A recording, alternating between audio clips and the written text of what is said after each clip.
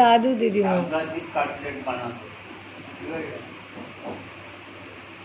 তারপরে ওইদিকে অ্যালেনবি রোডের ওখানে একটা গুজরাটি দোকান ছিল, ওর মানে खट्टा मीठा माने नमकीन, अरे क्या बनाता था वो खट्टा मीठा नमकीन। माने माने আমরা তখন দিয়েছে অল্প কিনতে পারতাম পকেট মানি দিয়ে, হ্যাঁ একটু খেলাম আর একটু পরে আরেকটু খাবো, আরেকটু খাবো করে করে পুরোটাই খাওয়া।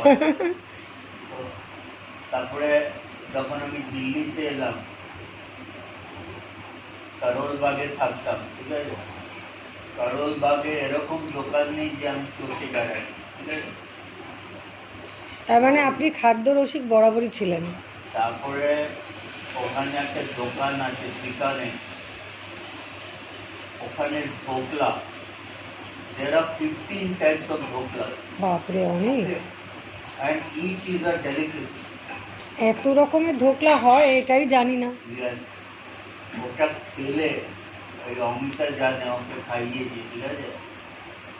ওখানে দেশি ঘি কা তলা হুয়া জলেবি, আচ্ছা ওয়ান্ডারফুল। দারুণ দারুণ। তারপরে ওখানে যে চিকেন, ওকে, চিকেন মানে কি যেন তন্দুরি চিকেন, চান্দুরি, তারপরে মাছ ভাজা, ঠিক আছে, মাছ ভাজা, ঠিক আছে। তারপরে চিকেন লেগসের জন্য দিল্লিতে আছে কাপিলা হোটেল, ঠিক আছে। এইটুকু হোটেল, তার মধ্যে মানে মারামারি চলছে, ঠিক আছে, চিকেন লেগস।